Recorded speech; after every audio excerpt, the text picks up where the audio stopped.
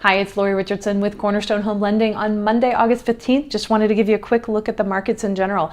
Last week's retail sales report fell very short of investors' expectation, which caused mortgage interest rates to improve for the week.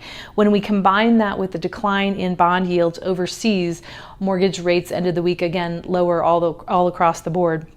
We've got kind of a quiet news day today, but a busy week ahead of us, and we'll talk a little bit about that. The big news last week, as I said, was the retail sales report, and essentially analysts expected that we would see an increase of 0.4%. And what we actually saw was July sales were flat, essentially with no change. And in addition, when we remove autos from that number, we actually saw that retail sales were down 0.3%. Core retail sales rose 3.3% year over year, and this was the slowest in 4 months. And lower than the 5-year average of 3.6%. So kind of take all of that into consideration when you evaluate that number. Remember that consumer spending accounts for 70% of U.S. economic activity. And so retail sales really is a key indicator, generally speaking, of what we're going to see.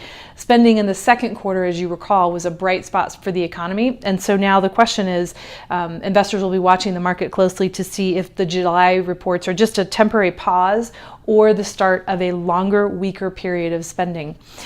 Slower economic growth, as you know, reduces the outlook for future inflation, and so it's good news for mortgage rates in general. A quick note about overseas bonds.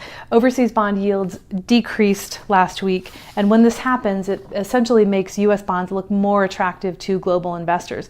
And that's good news for mortgage interest rates because it causes prices on mortgage-backed securities to rise and sends mortgage rates lower. And again, we saw that last week. Coming up this week, again, slow day today, but busy week overall. On Tuesday, we will see the Consumer Price Index released. We'll see housing starts. Wednesday, we'll bring the Fed meeting notes from the meeting in July. And throughout the week, we will see comments from Fed officials. These and the minutes may be market movers, and so kind of be prepared for that. The thing I wanted to highlight here is for us to remember that the minutes are a reflection of the past or the historical data that the Fed had when they had their meeting in July. The comments that we will see from the Fed will actually be more, they'll come on the heels of current data, and so those will probably be a little bit more relevant to where we believe the economy to be right now. So again, we may see those comments in and throughout the week influence the market a little bit. In terms of rates, we're still in great shape. Conventional conforming 30-year fixed is still in the low to mid 3% range. Conventional conforming fixed in the high 2s. FHA rates have dropped to the low 3s. We actually saw 2 7/8 last week for an FHA 30-year fixed rate loan, and jumbos are still in the mid 3s. So overall, we're still in great shape. If there's anything we can do, please don't hesitate to reach out. You can reach us at 720-200-6868. Make it a great day.